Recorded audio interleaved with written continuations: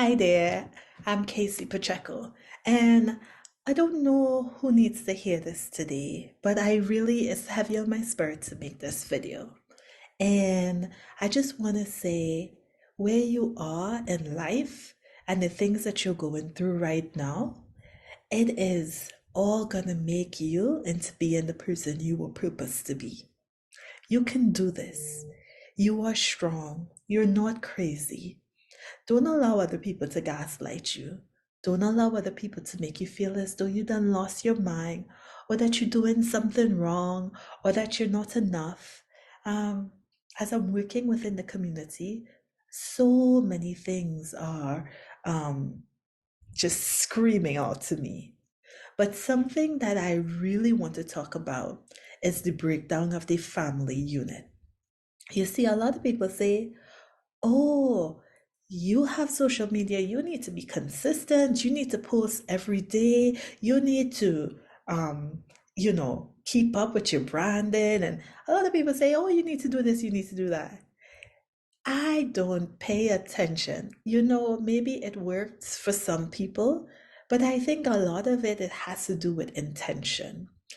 Um, a lot of intention on why I even am on social media and why I even step forth in front of a camera has to do with being really directed to express my love in this way.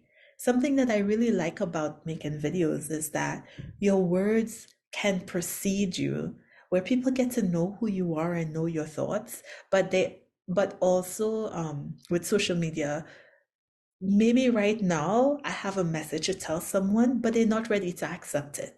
But maybe 6 months from now, a year from now, 5 years from now, this crazy message I have that sounds really out there is gonna make sense. Maybe I'll die tomorrow, and people who may never have met me can understand a little bit of my life and my perspective. So that's the intention I come to with social media. I don't feel pressured to keep up with the latest, but I love challenging myself to learn the different forms of expressing myself on this platform. So I say this to say, don't allow other people to dictate where you are and if you're a success or not.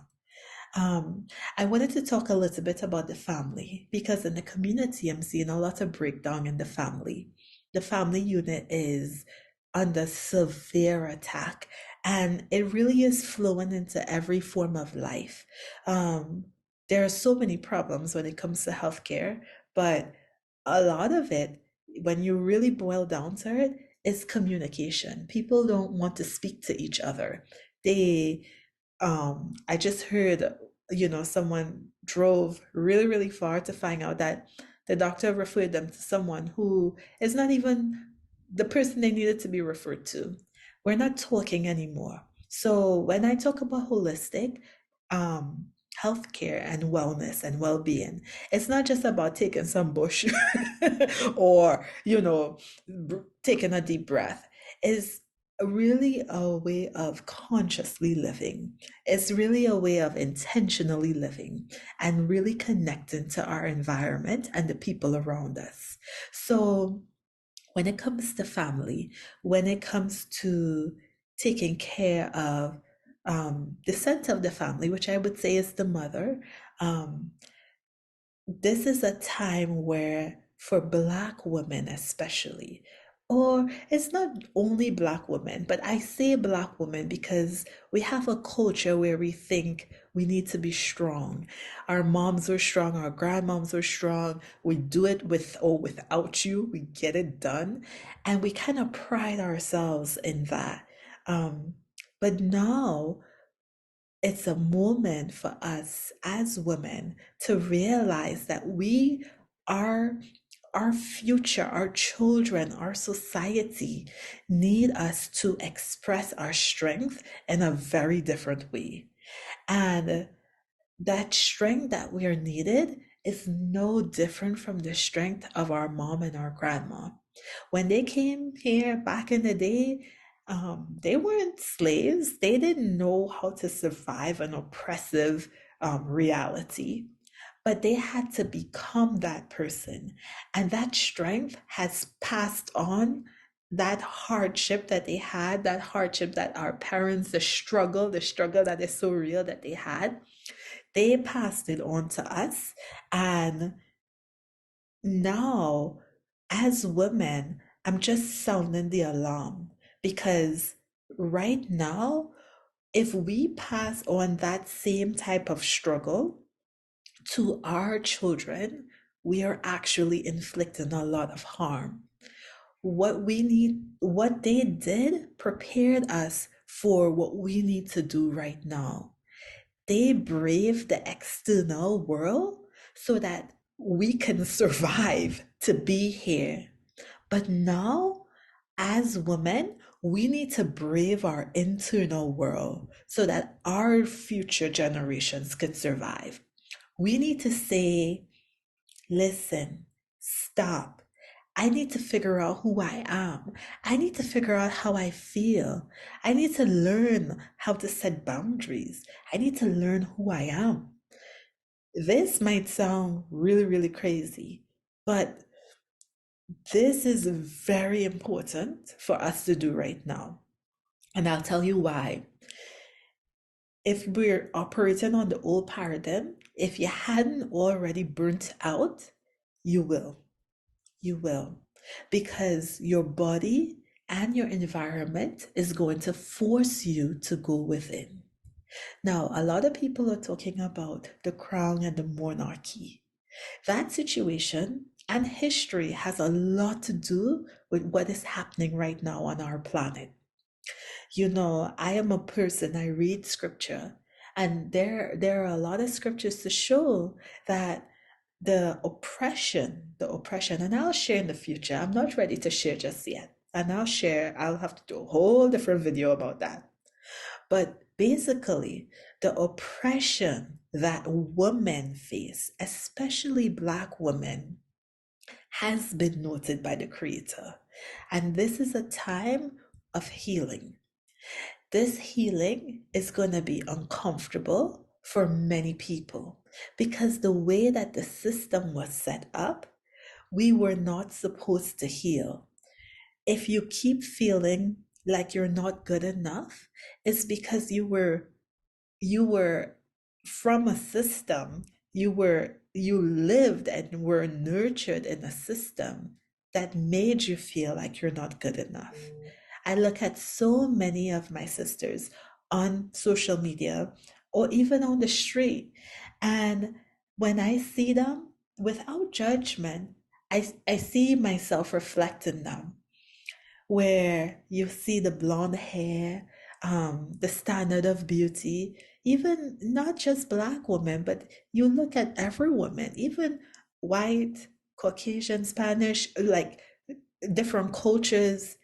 If you look at them when they think that they're the most beautiful, what you see reflecting back is a white woman, blonde hair, light eyes, right? And the features of a white woman. I'm not against makeup. I'm not against beauty. I'm not against a good weave. God knows I had all sorts of weaves. But I'm just telling you my truth and my perspective.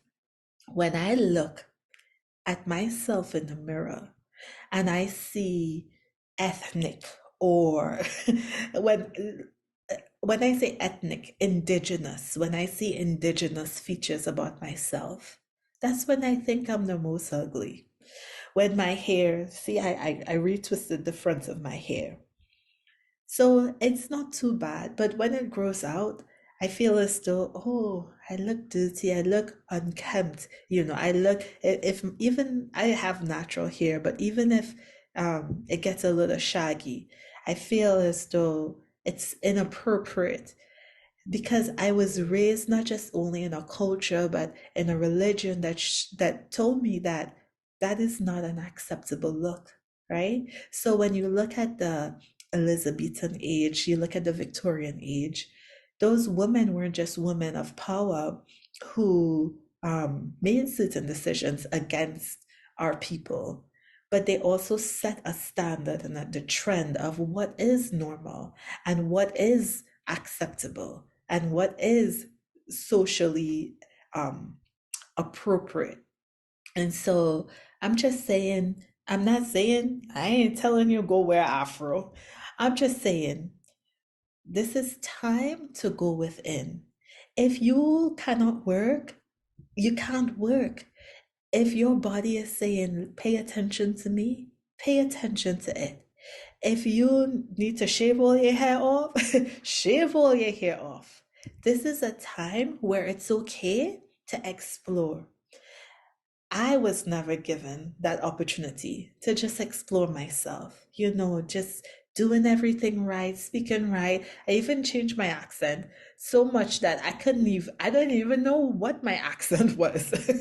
I didn't even know what it was. I changed myself so much to try to fit in. And I was always a free spirit growing up, always different. But I just wanted to let you know that now is the time to be different. Now is the time to explore and find yourself. Now is the time to really go in and know yourself. Ask yourself who you are. And now is the time there are three things: fear, shame, and guilt.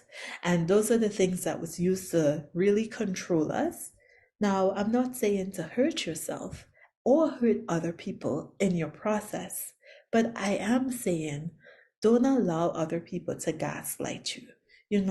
I was one of Jehovah's Witnesses, and I remember at the last convention I attended, my conscience was screaming out to me.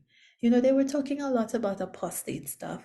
And I never was a person to be drawn to anybody apostate, whether we call them apostate or just dissenters. I never was a person with dissenters because I just always thought I needed to be in a positive space all the time, always positive, because always positive was, that's how Jesus was. I don't even, that's not even how he was, but I don't know why I thought that, maybe the conditioning or whatever. And I just I just stopped and I said, well, why are they talking about apostates? Who looking at apostate stuff? Like, because I just was in the middle of, we were in the middle of a pandemic, and I was thinking, you know, so many people, they lose their jobs, they can't find food to eat, like people bad talking them, like life is hard. Who got time to listen to other people just talking bad or talking trash about doctrine or opinions or whatever? So I didn't understand where that was coming from. But something didn't sit right with me in my conscience. And it was one of the governing bodies was spreading a really, really negative light on um, the story of sexual abuse. And they said something, and they said, not because somebody says that this happened to them, that we want to take sides with them and believe what they're saying. And as a woman who grew up in the organization, I had a really, really hard time with that. And as a nurse, I had even harder time with that because I know how hard it is for a woman to say that she was molested or raped. It it takes everything out of you, especially when you're raised in an organization where so much of what is natural, to feel, and to have and to do, just what is natural to a human being, the mistakes that you will make, you beat yourself up way more than anybody else could beat you up. So if someone was like a victim of like date rape, and you shouldn't even have been going out with a worldly boy or any boy, and and then during that experience you got raped, and then you tell somebody, and then they disfellowship you for it, or somebody, some brother mess with you, and you have no proof or no evidence, and you already feel like it's your fault that this happened, and then for a governing body to go up on an international platform and say that you might be a liar. No, I'm not saying that they call you a liar, but just to say you might be a liar. Oh my gosh, my womb felt it. My womb felt it. I I honestly, to this day, I don't even think I would have the courage to go in court against, an elder who raped me. That's a courage I don't even think I have, and I'm 33 years old, you know? So for them to cast this sister or this woman in a negative light, that did not sit well with me because I know of so many women who have been molested, have been raped, whether in the organization or out of the organization, and to this day never said anything. And for a man to go up and say, someone who has so much influence and power over people, to say that you might be a liar, that would just crush any woman from ever even coming forth with their story. Basically, to me, it was like saying there and go, we ain't about to have no Me Too movement. And this is not limited to organized religion. It's actually world around any institution. They call the British Empire, they call their monarchy the firm. So in our system, in our way of living, everything is patterned after them. We don't just speak their language, but a lot of the bureaucracy that happens in organizations, religious organizations, business organizations, healthcare organizations, a lot of the bureaucracy follows the pattern of the firm. So the firm, right? Or the institution, whatever institution you belong to, you have to speak a certain way, you have to look a certain way. A lot of appearances, a lot of pressure. So what you have a lot of people doing now is saying, hey, I love serving people, I love helping people, but I can no longer do this pressure. I can no longer do the gaslighting. I can no longer take that you want to take parts and pieces of me and other parts and pieces that don't suit you or that you don't like or that is uncomfortable. I have to suppress and repress and contort and change myself so that I could be acceptable to you. And I think the most harmful thing is when you say what is acceptable to you as a person is also acceptable to God, because then you get into a space where you're kind of dictating and saying, hey, this is this is what God wants, when it's really what you want. And it happens not just in Christianity, I'm sure. You see, I saw in the news, the Muslim women were cutting their hair off. I don't get into the details of what's going on because I think the details doesn't really matter. I think what people are expressing and how they feel matter, how you feel matter, and what you're going through matters. But I tell you this, right? Scriptures say you will know the truth and the truth will set you free. So if you stick to the truth, it will free you. The problem is freedom, right? Doesn't always look like what we think it should look like. Freedom, freedom is responsibility. With freedom comes responsibility. And I'll give you an example. And this might be a really simple example, but if you look at something like wearing shoes, right? Um, Wearing shoes, some people say, oh my gosh, like if you real poor, you ain't have no shoes, right? But when you really look at it, wearing shoes, it really takes, is it really good for you? Like it takes you away from nature, it's like takes away from your arches, where it's kind of like it arrests your foot. So yes, it is a comfortable, but I heard this advertisement and they call it says wearing shoe is like putting your foot in a coffin, it's like, yeah, it's comfortable, but it doesn't allow you to move and flow and free. And I'm not saying this is not against wearing shoes, but now you realize, okay, the truth is wearing shoe is not good for me. So now I have to go barefoot, or eating this certain food that I love so much that I think, oh my gosh, if I have money, I will, get a steak. And then you realize all the stuff that has been put in the steak or all how your body responds to it is not really working for you, so then you stop eating it. And maybe you thought freedom was to be able to buy a steak, and now you can't even have the steak, you know? So it's, I think, I don't even know if I'm making sense, but a lot of what freedom looks like, um you might think, oh my gosh, people are not going to call me or talk to me, or rely on me or depend on me. And sometimes it's just to step back and say, well, was this even right in the first place?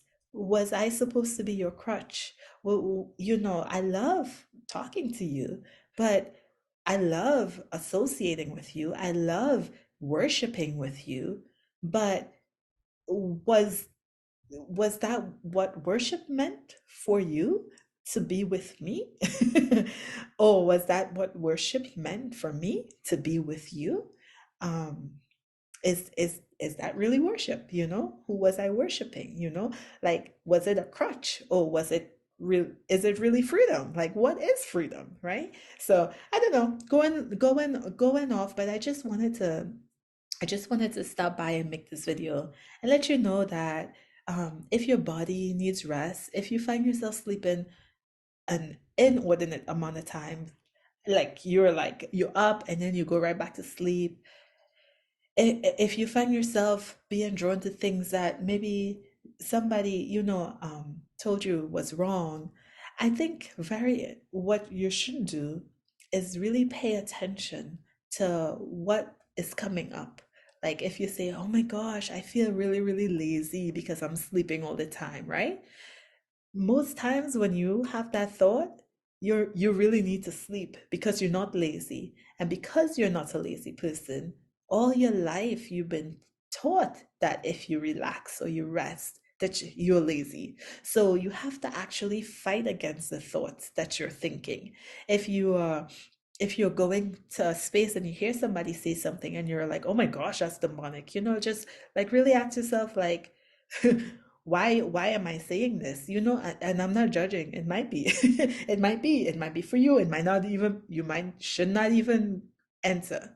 But what I'm just saying is, just be very conscious as to, and aware as to, why you're responding the way you're responding. And is it just, did somebody tell you to respond like that? Or has that been your experience? Or do you really believe that? Do you really believe this person is a wicked, evil, ugly person? Do you really believe this person no longer has a relationship with God? Do you really believe that you're going to die because that's the diagnosis the doctor gave you? Like, what what are you believing, and why? Did you get proof to believe it? Or are you believing it based on what somebody else tells you? Are you believing it based on your experience, what you know about this? Like, why are you believing whatever you're believing? Um, and I'm just sharing with you, not from a place of judgment, but from a place of experience, that will help you as we come to an understanding. The scriptures say, in the time of the end, people will gain understanding, right? The very word revelation means to uncover, right? Uncover, or to disclose what was previously hidden. The word occult, right, simply means hidden. So there is going to be some kind of conflict. There's going to be some kind of meshing whenever you get some new or strange or foreign information or hidden information. There is going to be some kind of conflict. So this is just a video. As you face conflict within yourself, you really, really have to realize, whose narrative am I really getting this conflict from? And even the people who maybe you respect, where are they getting their narrative from? And wherever they source their narrative from, what was the agenda or the intent behind it? In my experience, when I follow the trail, I realize that a lot of things trace right back to slavery, especially when it comes to the African, man or woman. A lot of our systems were put in place so that the slaves would remain slaves and do what they were meant to do, when they were stolen, which is to produce wealth. So, now that people are becoming more aware, it's just about not somebody coming to free you or somebody talking you into believing something, but it's just becoming aware of your own thoughts and what spirit is guiding you or motivating you. Because at the end of the day, I believe that God wants us to be happy. He wants us to be healthy. He wants us to be, just really empowered beings like how He created us to be, just empowered. When we're in that space, we will do wonderful things for each other, for ourselves, our families, and the world.